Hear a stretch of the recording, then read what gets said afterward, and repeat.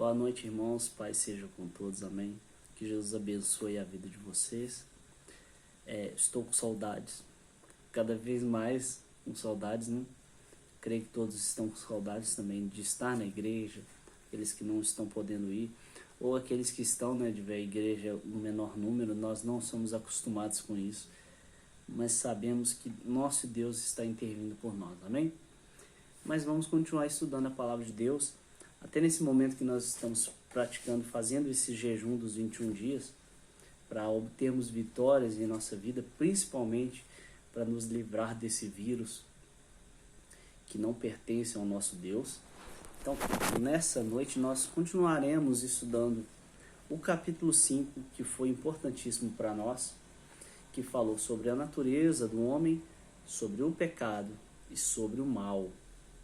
Nós vamos continuar falando sobre o mal da parte dos personagens bíblicos, dos profetas, dos escritores de cada livro, aquilo que eles citaram a respeito do mal.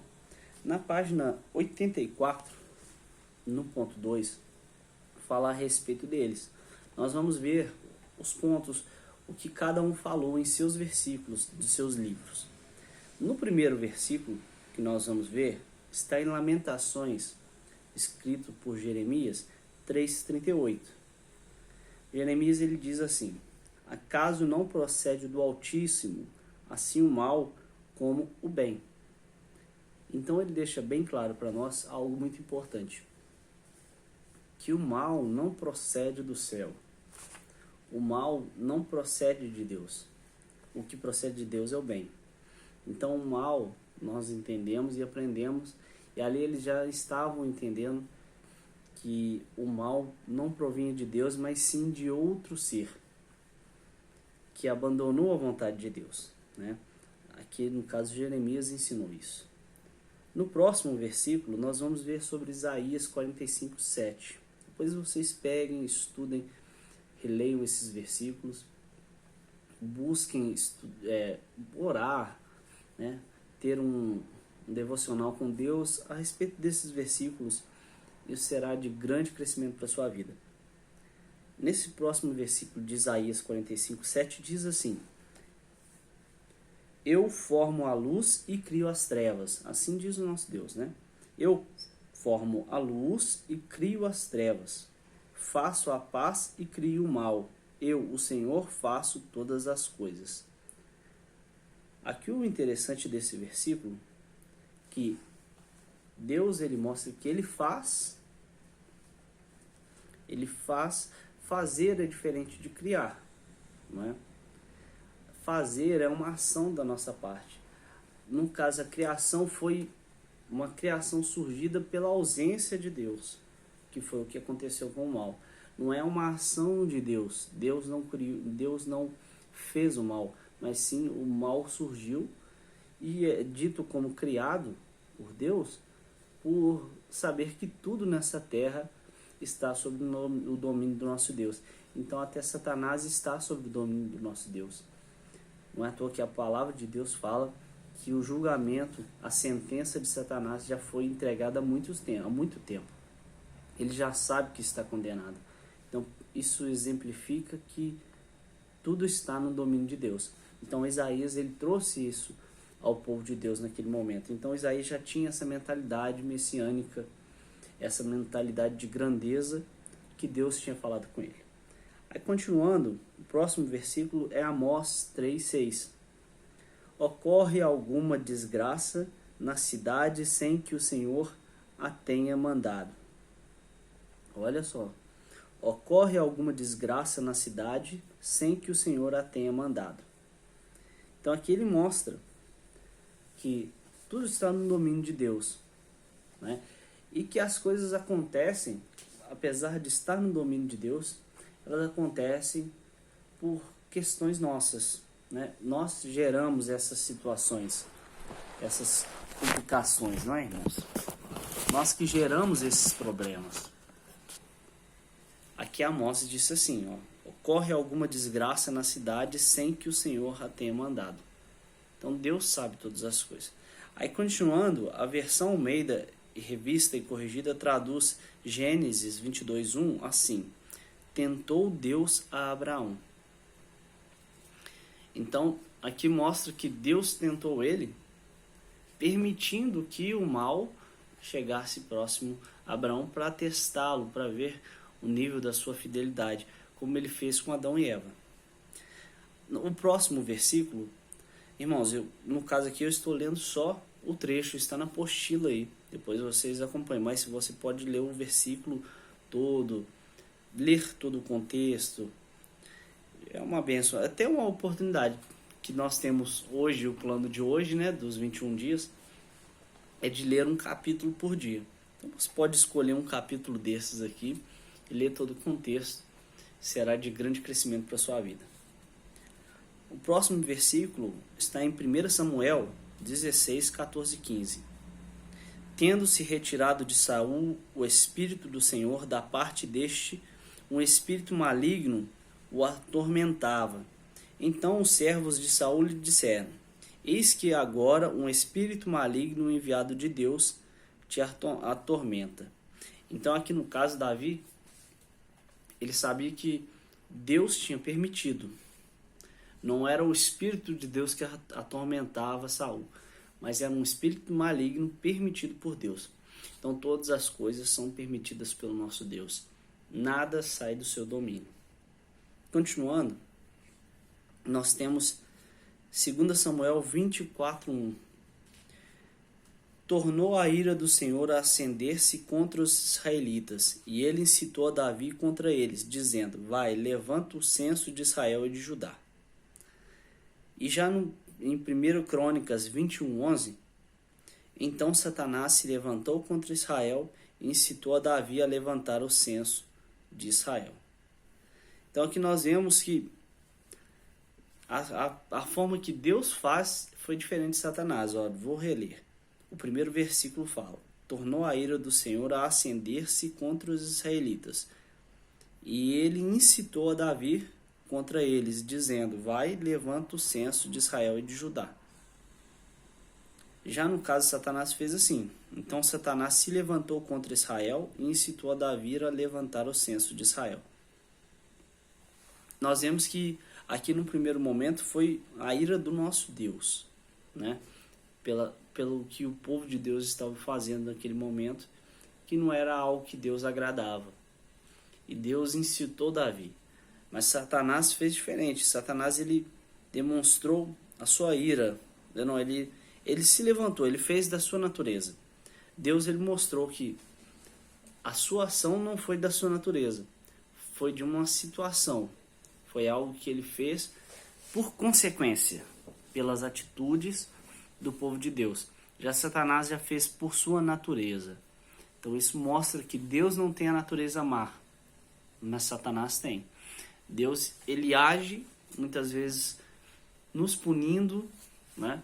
Sendo rigoroso conosco, nos corrigindo, mas por circunstâncias, não por sua natureza. Ele não se agrada disso, mas ele por muitas vezes permite situações assim para que nós acordássemos, para que nós mudássemos as nossas atitudes e seguíssemos a vontade dele. Amém? E continuando, no próximo versículo, nós vemos no livro de Jó, capítulo 1, versículo 6, que diz assim: num dia em que os filhos de Deus vieram apresentar-se perante o Senhor, veio também Satanás entre eles. Então aqui Jó, ele já demonstra uma relação que Satanás ele demonstra contra nós. Que a partir do momento que Deus nos exalta, foi o que aconteceu com Jó. Quando Jó ia ser exaltado por Deus, Satanás logo se revoltou e foi estar perante para tentar atacar a vida de Jó. Então isso é da sua natureza, essa inveja, esse desejo de destruição é o que faz parte de Satanás. E isso foi exemplificado por Jó no seu livro. Aí continuando, o próximo, apesar dos capítulos 1 e 2 do livro de Jó, que declarem abertamente que Satanás é o causador de todos os males na vida de Jó, em nenhum momento Jó atribuiu seu sofrimento a Satanás. Para Jó, Deus é o causador de seu sofrimento. Entre outras passagens do livro, confira em Jó 1:21. Não saí do ventre de minha mãe e não voltarei. O Senhor o deu e o Senhor tomou. Bendito seja o nome do Senhor.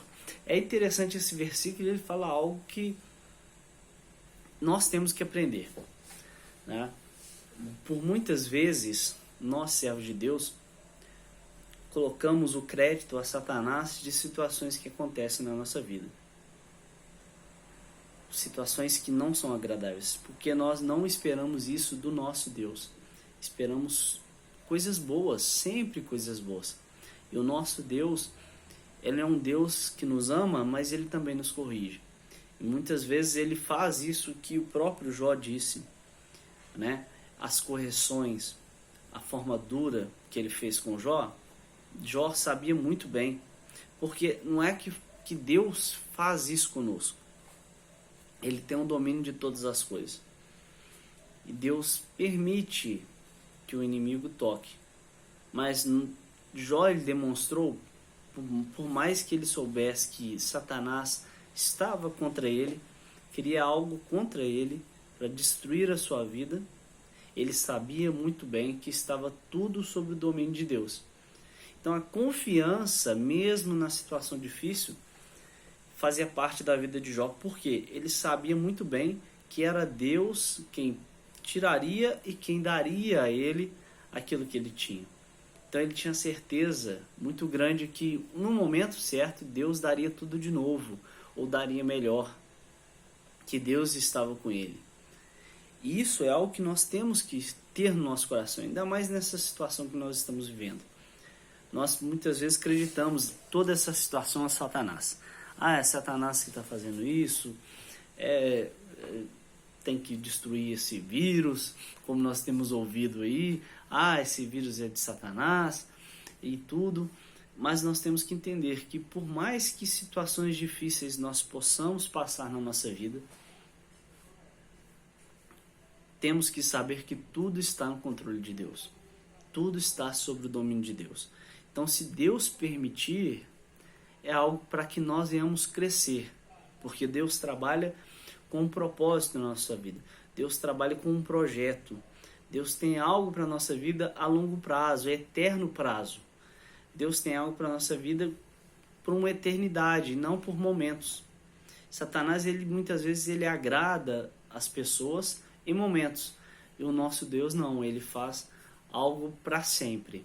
Então, por muitas vezes, ele permite situações, mas tudo está sob o seu domínio.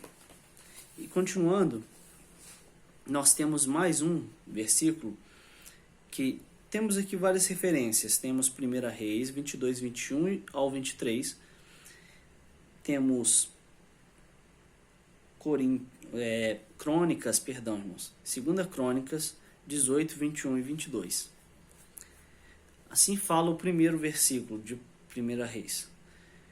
Então saiu um espírito e se apresentou diante do Senhor e disse: Eu o enganarei. Perguntou-lhe o Senhor: Com que? Respondeu-lhe: Sairei e serei espírito mentiroso na boca de todos os seus profetas.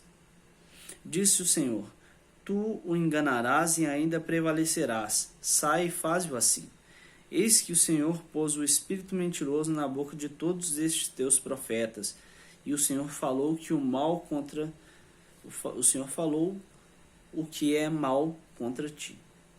Então, o espírito maligno, até para agir, ele precisa da permissão de Deus. Aqui deixa bem explícito. E eles entenderam assim. Deus trouxe esse entendimento ao povo, no seu povo nesse período, né? Que o mal, ele está sob o domínio de Deus. Deus tem domínio de tudo. Então Deus permite ou não permite. E aqui era algo para que o povo crescesse. Era uma consequência de um erro que o povo de Deus tinha cometido. Continuando, o próximo versículo está em Ezequiel 14:9, fala: Se o profeta for enganado e falar alguma coisa, fui eu, o Senhor, que enganei esse profeta. Estenderei a mão contra ele e o eliminarei do meio do meu povo de Israel. Então olha só, se o profeta for enganado e falar alguma coisa, fui eu, o Senhor, que enganei esse profeta, estenderei a mão contra ele e o eliminarei do meio do povo de Israel. Então Deus mostra que ele não erra, né? Nós que erramos. E o último versículo, irmãos, está em Lamentações 2, do 1 ao 6. É um pouquinho extenso, né? Nesse versículo. Na verdade, partimos do pressuposto de que as respostas para estes textos não são simples. Isso aqui não é o versículo, amém, irmãos? O versículo de Lamentações 2, 1 ao 6 não está aqui na apostila, houve um defeito, houve um erro aqui na apostila. Na verdade, partimos do pressuposto de que as respostas para esses textos não são simples. Com base nestes textos, inúmeras opiniões e erros grosseiros atribuem a Deus uma série de malignidades, perversidades, permissividades e ações que não condizem com sua personalidade e perfeição. Contudo, basta estudar atributos incomunicáveis e comunicáveis de Deus na teologia sistemática e contemplar a grandeza de um Deus santo, justo, bondoso, cheio de amor e assim por diante. Nós, nos atributos de Deus, não encontramos absolutamente nada sobre maldade ou perversidade. Então aqui nós vemos que isso não faz parte da natureza de Deus. Todos esses versículos que nós vemos que Deus permitiu, que Deus fez, mas tudo que Deus faz, o que faz parte dele é bom. Então toda a consequência que vem sobre nossa vida e que muitas vezes o Satanás aproveita é permissão de Deus. Não é algo que ele quer para nós, mas por justiça, para que a sua palavra continue sendo mantida, sua palavra continue sendo uma palavra justa, fiel, as coisas acontecem. É claro que nós sabemos que a partir do momento que nós não pecamos, consequências nós não sofremos. E Satanás, por mais que tente tocar na nossa vida, ele não toca no nosso espírito. Como Satanás fez com Jó, e Deus, o próprio Deus, permitiu. E como Jó, ele deixou explícito isso para nós, né? Que tudo o que aconteceu na sua vida, estava acontecendo naquele momento, era permissão de Deus. Não era que Deus queria para ele, não era que Deus queria fazer com ele, mas era a permissão de Deus, porque Deus sabia muito bem, conhecia o coração dele. Então tudo que acontece conosco, por permissão de Deus, e não por consequência, é algo que não afeta a nossa vida espiritual. É algo que te traz crescimento. Agora, é claro, quando é uma consequência de um pecado, traz danos.